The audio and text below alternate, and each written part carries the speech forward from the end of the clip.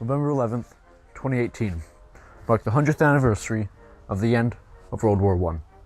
A war to end all wars. A war that marked a new era, and a war that marked many of American heroes. We decided to tell the stories of 3 Americans that fought during the war, 3 Medal of Honor recipients. All 3 of these men died in the line of duty, fighting for what they thought it meant to be American.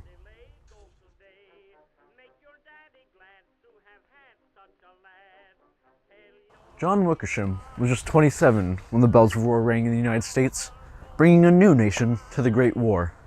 Having graduated First Officers Training Camp in May of 1917, the ink was still fresh on his graduation papers when he was sent to France.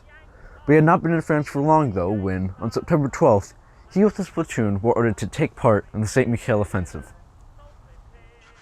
Lieutenant Wickersham was severely wounded in 4 places by the bursting of a high-explosive shell. Before receiving any aid for himself, he dressed the wounds of his orderly, who was wounded at the same time. He then ordered and accompanied the further advance of his platoon, although weakened by the loss of blood. His right hand and arm being disabled by wounds, he continued to fire his revolver with his left hand, and until exhausted by the loss of blood. He fell and died from his wounds before aid could be administered. He was scared to be in France during war. Such a romantic country had been changed to a bloodbath. And although armistice was only 2 months away, the war had been raging as it wouldn't come for another few years. He had written a letter to his mother just a day prior on September 11th, sort of as a goodbye note to her, as going into the offensive, he knew he wouldn't make it out. He led his men into battle, knowing his mother was waiting for him back home.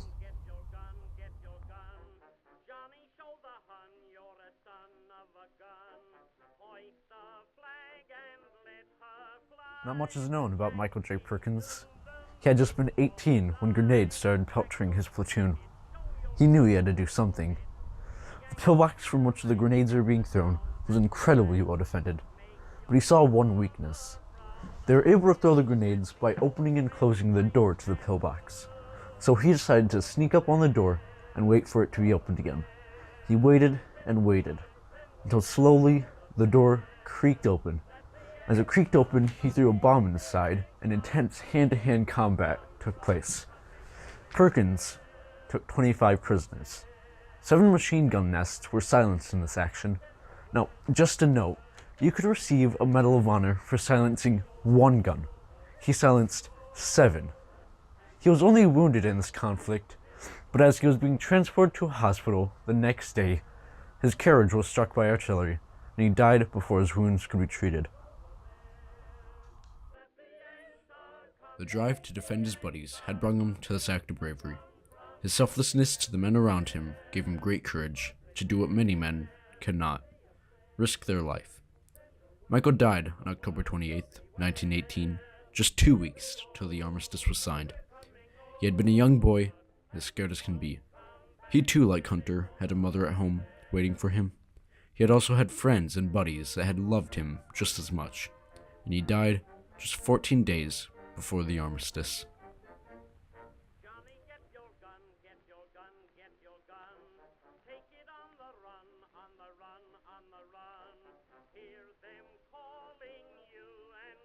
Our final soldier is David B. Barkley, a boy from Texas that died just 2 days before armistice. His unit decided they needed information across the Meuse. He and another soldier were the first to volunteer. They crossed the icy river with heavy German resistance and gathered as much information as they could.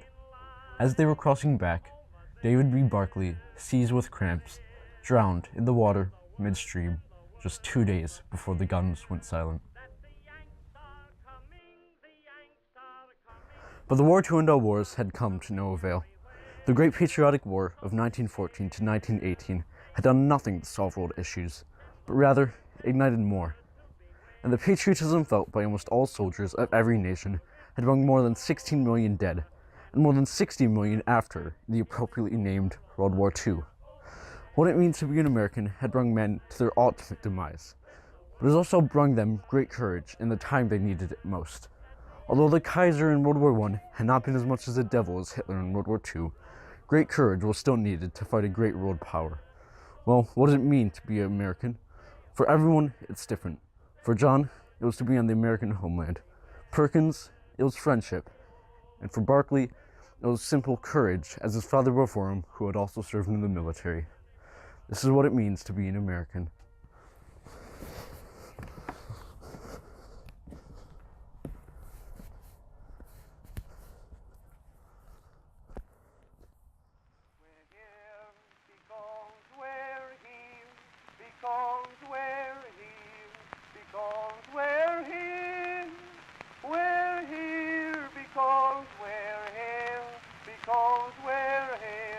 Because we're here, we see far better off, far better off, far